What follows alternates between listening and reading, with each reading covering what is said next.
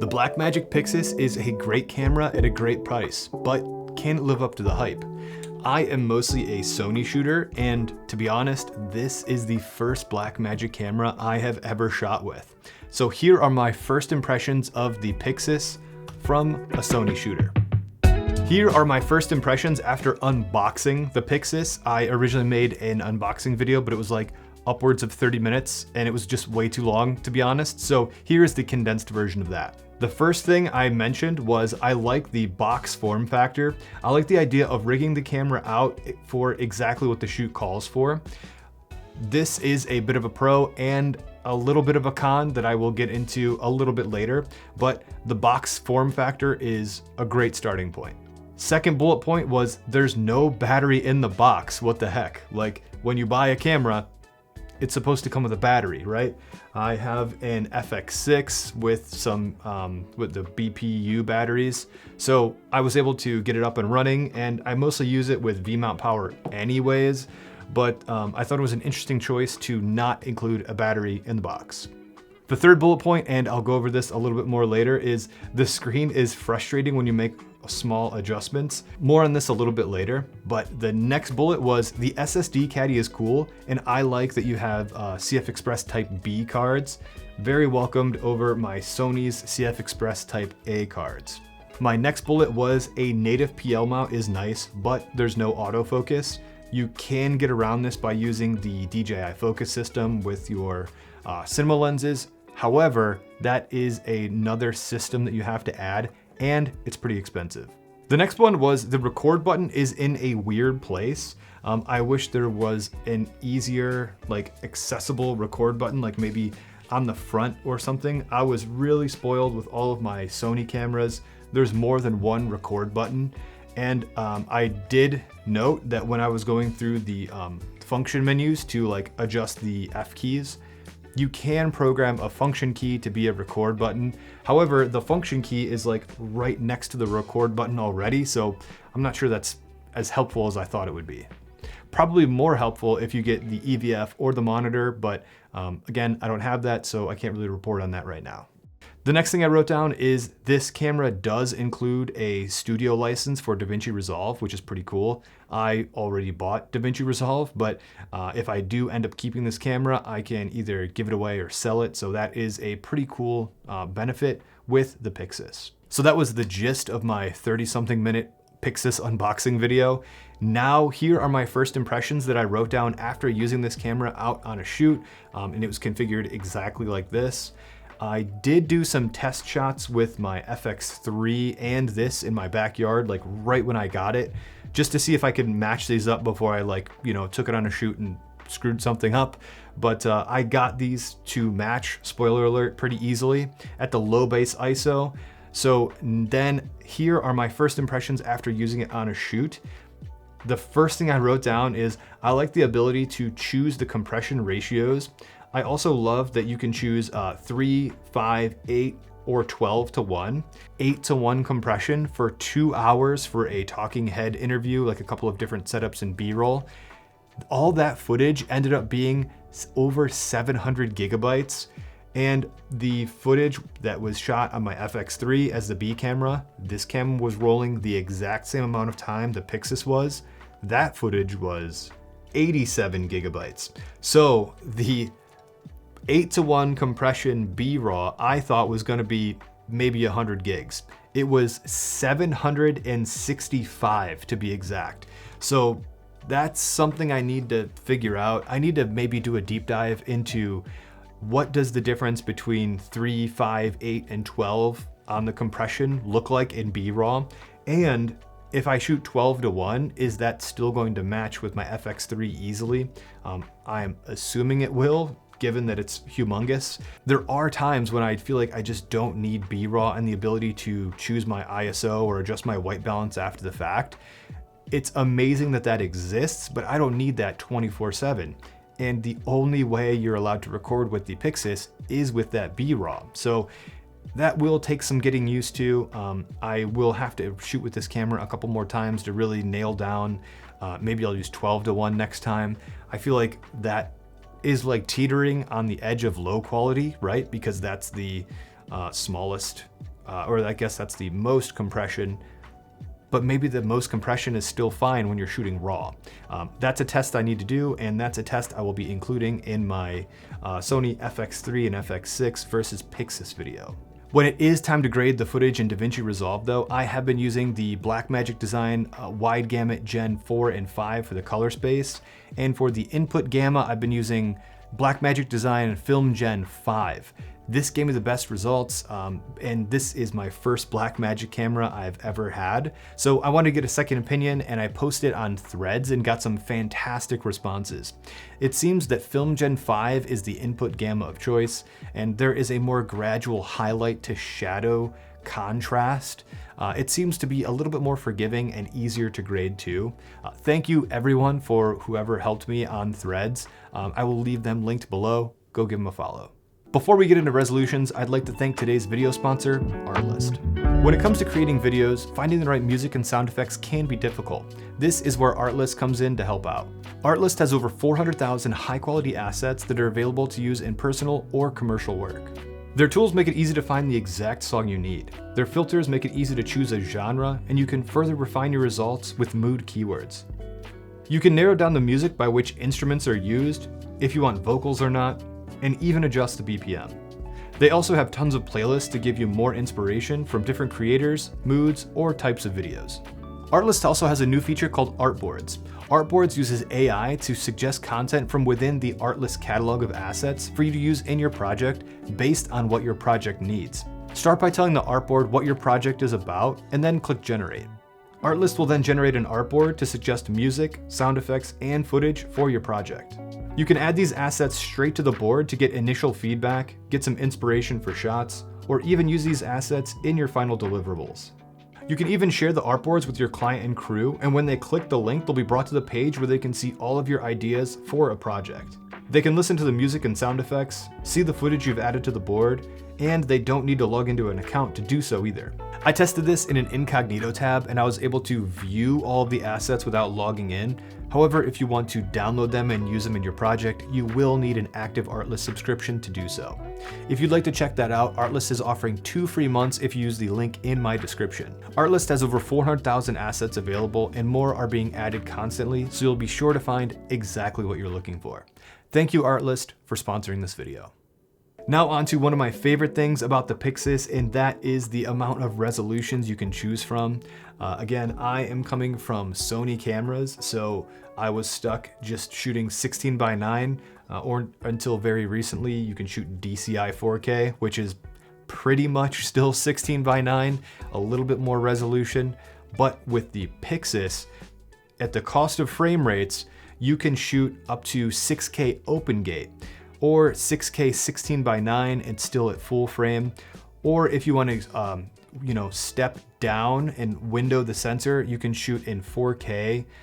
You can shoot in 4K 16:9 and 4K open gate. I'll just overlay all the recording modes available on screen now. This is something that I was very interested in shooting with the Pyxis, and honestly, this is one of the things that made me want to pick up a Pyxis in the first place. But with the Blackmagic menus, you have to actually arrow key through all of the frame rates, and I found that to be a little bit annoying, if I'm being honest. Like, the menus are really easy to use, everything is set up nicely, but I wish the frame rates were along the lines of how you actually set up your different recording modes, because going through the recording modes, all the recording modes and all the compression for the B-RAW is displayed in one screen, and I don't have to like arrow key from 6K open gate to 6.5 to DCI 6K to 6K 16:9, 6K 2:4:1. Like, it's all spelled out on screen, and I can just tap it and go straight there. But coming from a Sony shooter to the Pyxis, taking this out, that is one thing that I wasn't sure about. Again, this will probably come with experience, but it's one thing that I ran into. The next thing I wrote down about the Pyxis, and I bolded this one so you know I was serious, is the camera monitor design isn't practical for me. I know this monitor wasn't made to be used while filming and lining up shots, but I didn't realize how much I glanced down at my camera settings throughout the shoot to make sure everything is where it's supposed to be. I like to make sure I'm still at the correct shutter speed and I'm still recording and, you know, just checking on things periodically. And I was running 2 cameras as a single operator. It was a talking head. There was a guy asking questions. So not much can go wrong, but I still just like to check and make sure everything is where it needs to be. And, you know, this is a newer camera to me, so I wanted to make sure, you know, something wasn't bumping or like it dropped a frame and then stopped recording for some reason. It just didn't feel good, like needing to look at the side of my camera. And if I really wanted to adjust something, I had to like, it was on a tripod like this. And if I wanted to adjust something, I had to get behind it and then hunch down and like start poking at this menu on the side of it. This is where I think the monitor or the EVF is going to be really handy, and customizing your function buttons will be even more beneficial here. But for me right now in the current configuration, the sideways monitor was something that gave me a little bit of a headache. I really wish this had the Ursa like flip out monitor, even if that was like a more expensive version. I really do like the idea of that. The Ursa monitor, like just flip it out and then you can articulate it up and down. The next thing I wrote down about the Pyxis is, and I touched on this a little bit earlier, but I wrote it down again because it burned me again. The sensor windowing is taking me a while to get used to. I had the Pyxis in 4K on a tripod with my 40mm. Then I put the Arls on the FX6 and the frame was completely different in 4K. Then I switched over to 6K 16:9, and then I was getting the full frame readout. So that is a little strange. Like I wish I could shoot 4K full frame or 1080p full frame, because I wrote down 6K open gate is super wide while 1080p is like looking through a telescope. It's the strangest thing. I don't know why they just chose to like window the sensor and blow it up instead of like just giving you the full readout of the full frame sensor. That is something that I'm very spoiled with my Sony cameras. If you want to shoot 4K full frame, that's fine. If you want to shoot 1080p, it's still full frame, but the Pyxis just handles it very differently.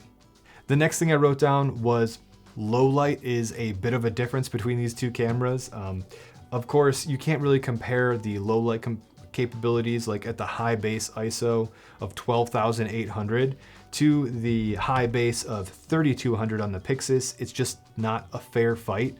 But even at the higher base ISO of 3,200 on the Pyxis, I feel like I was getting some pretty grainy results, and I wasn't able to just like copy and paste the power grade that I was using on the low base 400 ISO Pyxis footage to the 3200 ISO Pyxis footage. This is going to take some more tinkering around with on my end. Honestly, I'm probably doing something wrong here, but the 3200 feels a little grainy and tough to work with, while the 400 is much easier and much nicer to work with. It's advertised as a dual base ISO, so again, I'm probably doing something wrong, but if you have any tips for me or videos I should watch, please let me know in the comments down below. Another strange thing for me was the vents and the fan on this camera don't really make much sense to me. The fan blows hot air from the heatsink from the top of the camera, and I have a top handle and I was shooting 6K open gate, and that must really heat the camera up because the fans were constantly on, and it's November in Ohio. I know it's a little warm this time of year, but it's like 60 degrees warm. I'm very interested to get this in like 90-degree weather and film 6K open gate and see how it acts then, because even then it was just blowing hot air on my hand the entire time. So that took a little bit of getting used to. And the next thing I was a little concerned about, and I honestly don't want to find this out, is with the heatsink on the top of the camera exposed, I'm not sure what's going to go on if dust or debris or a light rain gets into the top of the camera. I've been out in some kind of, light rain with my Sony cameras, and there's weather sealing some places. I know the bodies typically aren't weather sealed, but the lenses are. So I was a little more like confident there, But if I was caught in that same rainstorm with the Pyxis, I'd be very worried about rain getting into the top of the camera. Maybe there's some kind of like a plate or adapter or like, you know, some kind of like riser where air can still flow out of the side, but from the top, dust and debris and water or rain can't get into the top of the camera. That was one thing that, you know, from the pictures and everything, like you don't really notice that until you're using it. So that was one thing that I was a little bit nervous about. Again, if you have a solution to this, or if you're like, yeah, water can get in there, that's fine. Please let me know. I do not want to find this out for myself. The next thing I wrote down for the Pyxis was I wish there was a full-size HDMI on the front or the back of the camera, or they just included a USB-C to full-size HDMI dongle in the box.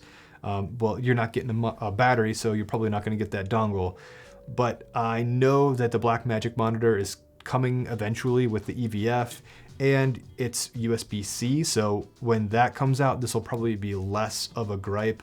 But I did try to use my Ninja 5 with this camera, and it doesn't have the SDI module on the back of it. It's only HDMI. So then I had to like take my Cine 7 off of my FX6, put it on here, then use SDI here. Now I'm using the Ninja 5 with my FX6, but it's not a huge deal, but it's one of those things that's like, it's just another thing that I have to think about when I'm using this camera. Super fast bullet points. I like that it has time code. SDI is nice. USB-C recording is very nice to have. I love how the tray is actually handled over here. It has like these little Velcro straps.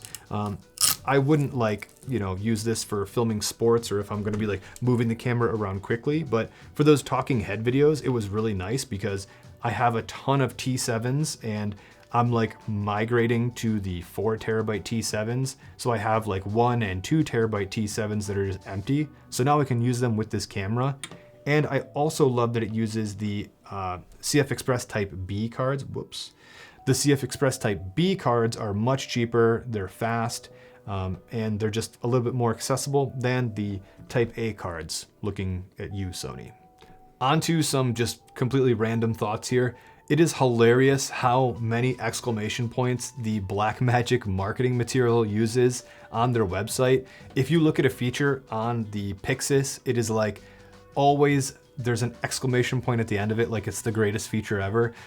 So I just had a good time like reading through the specs and on like the features page for the Pyxis. If you haven't looked at it, it's definitely worth checking out because it's pretty funny. It's also nice how honest Blackmagic is with their marketing.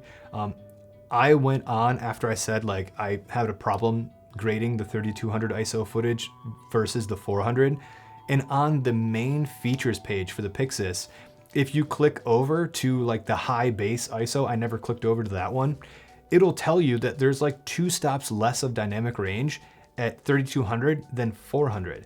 And you know, I missed it the first time I went through the page to look at all the features, but it is nice that a manufacturer is honest enough to display that on their website.